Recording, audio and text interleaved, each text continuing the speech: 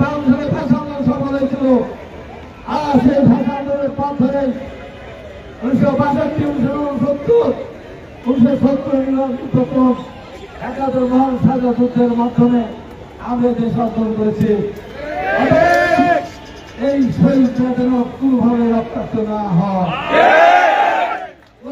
বলুন, তারা এখানে আসে, তারা এসে বলে যাক, তাদের কথা শুনে যাক, যে বলো ঠিক আছে আমরা আরো মানুষের মধ্যে সমাধান করবো। এদেরকে দেশ ছেড়ে এদেরকে চলে যেতে দিবেন, এটাকে চলে যাবেন, এটা পালিয়ে যাবেন। এই দেশের সন্তান, এরা মাটির মানুষের সন্তান, এরা একেবারে তৃণমূলের সন্তানেরা। এদেরকে ভয় দেখাবেন না, এদের উপর নির্যাতন করবেন না। আজকে 16 দিন অমানবিক কষ্ট সহ্য করে তাদের জীবন জীবিকা অর্জন করে ফিরে আসেন।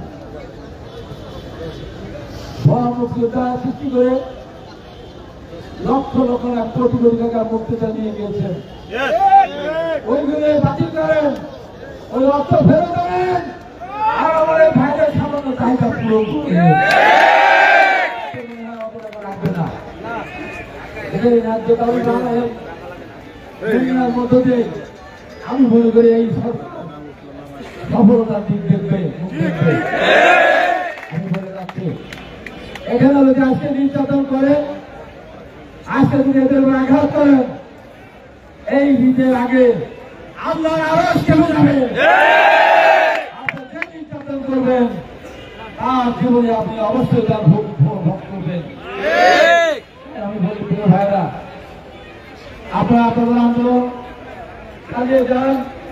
প্রশাসন আসলে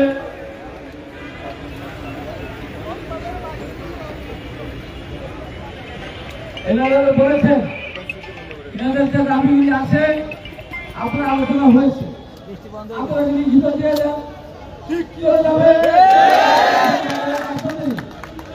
এই দেশের মানুষ আপনাদের সন্তান, আপনাদের অদত্ত কর্মচারীরা, আমরা বলেন সরকারকে বলেন, আপনাদের দায়িত্ব আছেন, চেয়ারম্যান আছেন, এমপিরা আছেন, আপনার ঘর থেকে টাকা দিবেন না, টাকা দিবে সরকার, টাকা দিবে সরকার, টাকা দিবে এই দেশের মানুষের ট্যাক্সের টাকা দেবে, আপনার ঘর থেকে দেবে আপনার।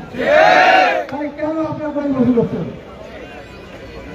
লিখিত না আসলে আমি আপনাকে বলে যাচ্ছি, আমাকে ধরে নেবেন, আমাকে ফাঁসি দিবেন, আমি পরোয়া করি না। এবং খালদা যাকে যখন আমাদের আটকে রেখেছিল, বিদেশের চিকিৎসা দিয়ে যায়নি, আমি 71 বলছিলাম এবং খালদা থেকে বিদেশে যাওয়ার ব্যবস্থা করে দেন আগামীকাল, আমি আজকে কারাগারে চলে যাব। উনি যতদিন না আসবেন ততদিন আমি কারাগারে থাকবো। উনি যদি নাই আসেন, তার কারণে যদি মৃত্যুদণ্ড হয়, আমি মৃত্যুদণ্ড না গিয়ে রাস্তাতে ফাঁসি দোষী ধরা নিয়ে পৃথিবীতে বিদায় হয়ে যাবো, পরিবার আপত্তি করবে না। আজকে তাই বলে যাচ্ছে, আমি আজকে তাদের সঙ্গে কথা বলে যাচ্ছে। এই কথার কারণে যদি বাংলাদেশের বিদ্যুৎ বিপর্যয় ঘটে আর তার জন্য শাস্তি হয়, তার জন্য যদি কেউ আসামি হতে হয়, আমি হবে 1 নম্বর আসামি।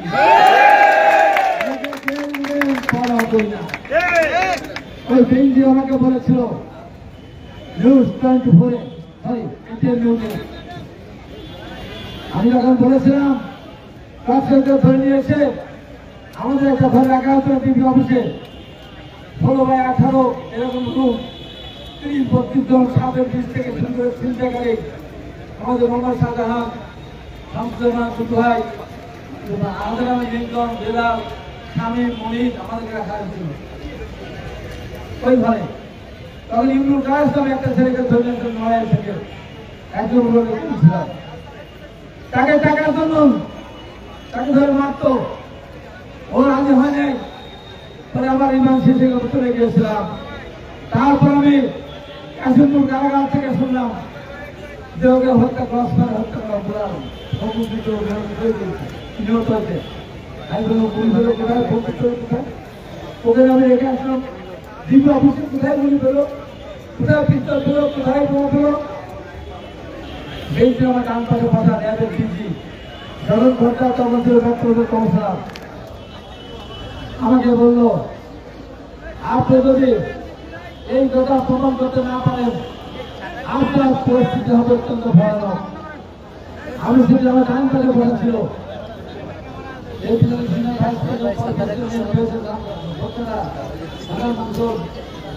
শুনেছিলাম তার মুখে আমি ভয় পাই না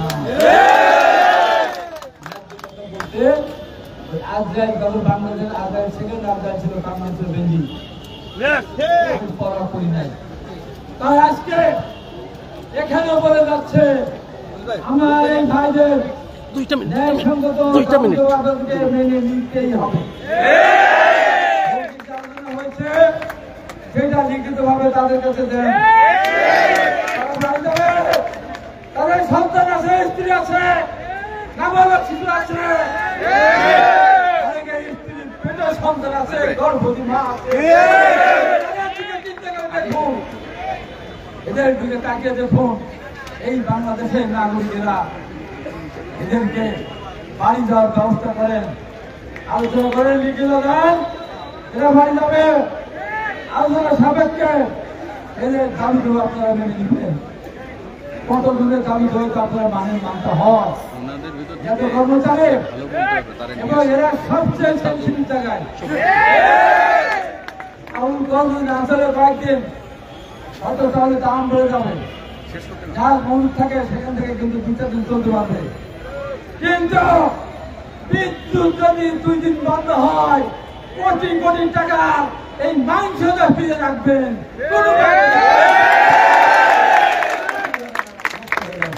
আমাদের দাবি মানতে হবে,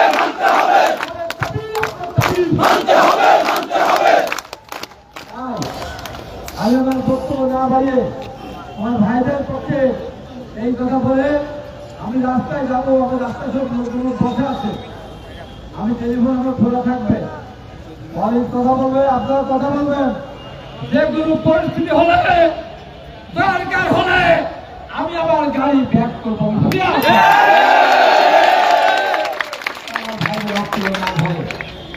যারা এখানে এমপি লোক আছেন, প্রশাসনের লোকজন আছেন, এই মেসেজটা পৌঁছে দিবেন।